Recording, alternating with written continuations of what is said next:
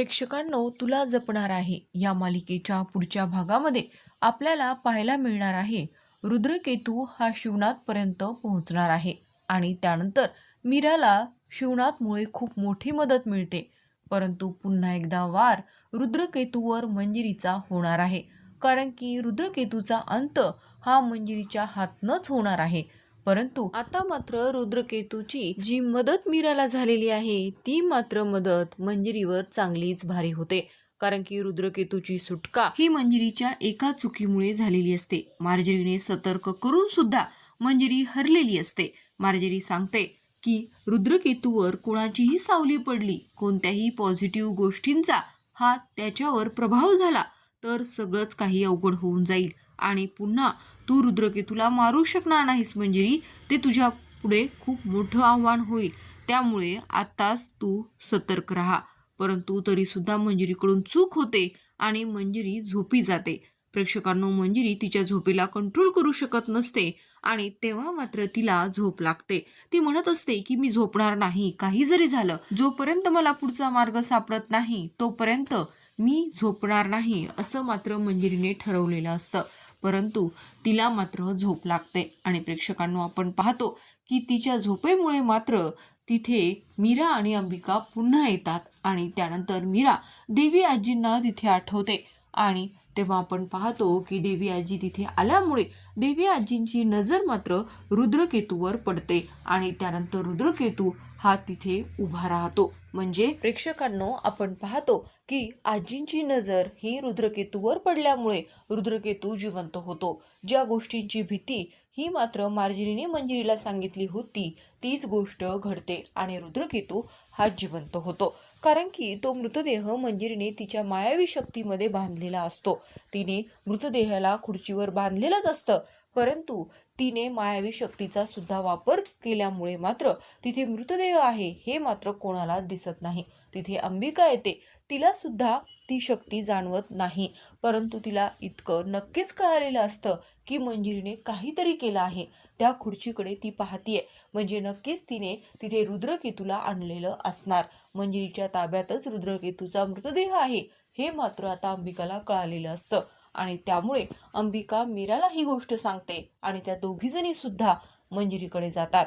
तेव्हा मात्र मंजिरी ही तिथे खाली पडलेली असते आणि आपण पाहतो प्रेक्षकांनो, तिथे रुद्रकेतू हा मीरा अंबिकाला दिसत नसतो.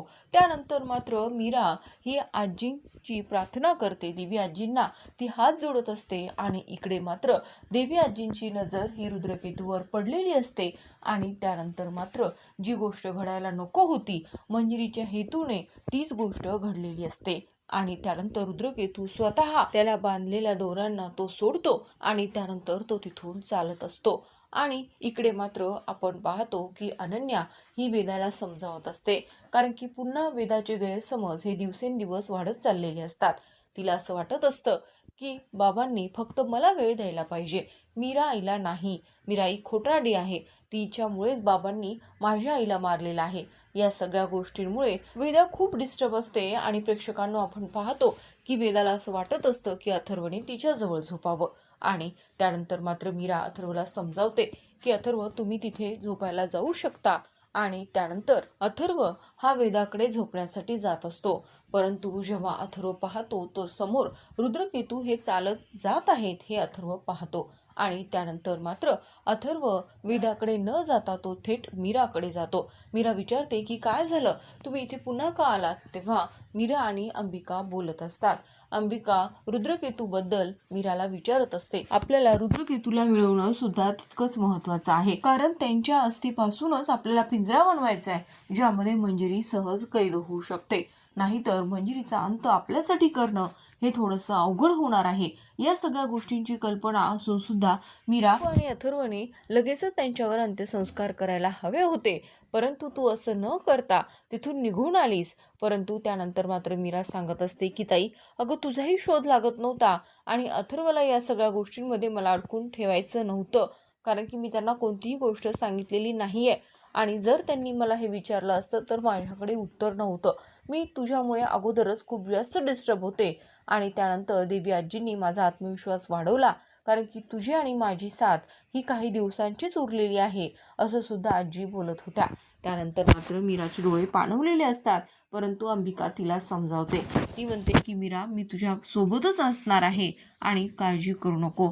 आणि आता सध्या आपल्याला मात्र रुद्रकेतूचा मृतदेह शोधणं सुद्धा महत्त्वाचं आहे आणि बाबांचा शोध घेणं सुद्धा. त्या पाताळामध्ये मी जाऊ शकत नाही, कारण की प्रेक्षकांनो, आपण पाहिलं स्टोरूममध्ये मात्र अंबिका, मीरा, अथर्व एक भुयार पाहतात, कारण की ते भुयार हे अथर्वने खणलेलं असतं. जेव्हा तिथे अंबिकाला एक वेगळी शक्ती जाणवते, त्यानंतर मात्र अंबिका मीराला सांगून अथर्वला तिथे खोदायला सांगते आणि तेव्हा तिथे एक भुयार दिसतं आणि ते भुयार मात्र आता अंबिका, अथर्व आणि तसेच मीराला सुद्धा दिसलेलं असतं. परंतु प्रेक्षकांनो, अंबिका त्या भुयाराच्या खालपर्यंत जाऊ शकत नाही, म्हणजे ती पातळात जाऊ शकत नाही. आणि त्यामुळे मात्र अंबिका म्हणते की आता आपण काय करायचं मीरा, मी तर इथे जाऊ शकत नाही. बाबांचा शोध कसा घ्यायचा, कारण की मला असं वाटतंय की बाबा इथेच आहेत. आणि प्रेक्षकांनो, तेव्हा आपण पाहतो की त्या भुयाराबद्दल, रुद्रकेतूबद्दल मीरा अंबिका बोलत असतात आणि तेवढ्यातच इथे अथर्व आलेला असतो. आणि प्रेक्षकांनो, अथर्व मीराला सांगतो की मी रुद्रकेतूला पाहिलंय. आणि तेव्हा मात्र मीरा म्हणते की हे कसं शक्य आहे, तुम्ही रुद्रकेतूची बॉडी पाहिली का? तेव्हा मात्र अथर्व म्हणतो की नाही, मी त्यांना चालताना पाहिलेलं आहे. आणि ही गोष्ट मात्र मीरा अथर्वसाठी खूप धक्कादायक असते. अंबिका सुद्धा तिथेच उभी असते. आणि त्यानंतर मात्र अंबिका म्हणते की हे काय प्रकार आहे मीरा, हे कसं घडलं, हे विचारतो त्यांना. तेव्हा मात्र अथर्व म्हणतो की नाही माहिती आहे, मी वेदाकडे जात होतो, तिने मला झोपायला बोलवलं होतं ना मीरा, तर मी तिची समजूत काढावं म्हटलं आणि मी पुढे जात असतानाच मला तिथे रुद्रकेतू चालताना दिसले आणि त्यामुळे थेट मी तुझ्याकडे आलो आहे. आणि हे ऐकून मात्र मीरा आणि अंबिकाला आनंदही होतो की रुद्रकेतू जिवंत आहेत आणि आता त्यांना मारण्याची गरज नाही. परंतु जो भ्रम अंबिका आणि मीराचा आहे, तो पुन्हा मात्र रुद्रकेतू सांगतात की असं काही नाहीये, माझा अंत मंजिरीकडनंच होणार आहे. कारण की प्रेक्षकांनो, ज्या भुयारामध्ये शिवनाथ असतात तिथे मात्र आता रुद्रकेतू जाऊ शकतात. पाहतो की रुद्रकेतू समोर चालत आहेत, हे अथर्वने पाहिलेलं होतं आणि अथर्व घाईघाईने ही गोष्ट तो मीराला सांगायला येतो. मीरा अंबिकाचा तर विश्वासच बसत नाही आणि त्यानंतर ते तिघेजण सुद्धा रुद्रकेतूला शोधत असतात. आणि तेव्हा अंबिकाला दिसून येतं की रुद्रकेतू हे त्या स्टोरूमकडेच जात आहेत. आणि आता प्रेक्षकांनो, ज्या गोष्टीची कल्पना सुद्धा आपण पाहतो की मीरा अंबिका अथर्वने केलेली नसते आणि तीच गोष्ट घडते, कारण की त्या भुयाराचा मार्ग हा मात्र रुद्रकेतूला दिसलेला असतो आणि तिथे ते पोहोचणार असतात. परंतु तिथे जाणं सुद्धा अशक्य असतं. आणि इकडे मात्र अंबिका आणि मीराचा आवाज हा मात्र शिवनाथपर्यंत पोहोचलेला असतो. प्रेक्षकांनो, यानंतर मात्र आपल्याला कळतं की शिवनाथपर्यंत जो मीरा अंबिकाचा आवाज पोहोचलेला आहे, त्यावरून शिवनाथ सुद्धा मीरा अंबिकाला आवाज देतात. आणि त्यानंतर मीराला कळतं की जो संशय हा ताईने निर्माण केला होता की त्या रूममध्ये, म्हणजे त्या पाताळामध्ये आपले बाबा सुद्धा असू शकतात, आणि ती गोष्ट घडलेली आहे. परंतु प्रेक्षकांनो, रुद्रकेतू हा पुन्हा जिवंत झालेला आहे आणि ज्या गोष्टीमध्ये अडचण निर्माण होत होती, शिवनाथचा शोध लागणं कठीण होता, आता ती गोष्ट सोपी होणार आहे, कारण की स्वतः रुद्रकेतू तिथे गेल्यानंतर शिवनाथची सुटका होणार आहे. आणि प्रेक्षकांनो, आपण पाहतो की इकडे नर्मदा, अजित आणि दामोदर सुद्धा एक वेगळाच डाव रचत असतात. मायाला सुद्धा या सगळ्या गोष्टीची कल्पना असते, कारण की ज्या गोष्टीसाठी माया आणि नर्मदाने मंजिरीला मदत केलेली असती, ती गोष्ट तर भरकडत चालली आहे. मंजिरी तर ते काहीच बोलत नाही आहे, खजिन्याबद्दल नाही आणि पैशाबद्दल सुद्धा नाही, ती काहीच सांगत नाही आहे.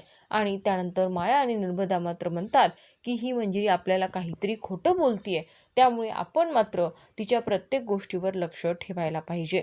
आणि प्रेक्षकांनो, हे सगळं अनन्या सुद्धा करत असते, कारण की अनन्या सुद्धा आता वेदाला बोलत असताना तिला समजतं की आईने वेदाच्या स्वप्नाचा खूप चुकीचा अर्थ काढला आहे आणि वेदाला खूप चुकीचं सांगितलं आहे आणि म्हणून वेदा असं वागत आहे.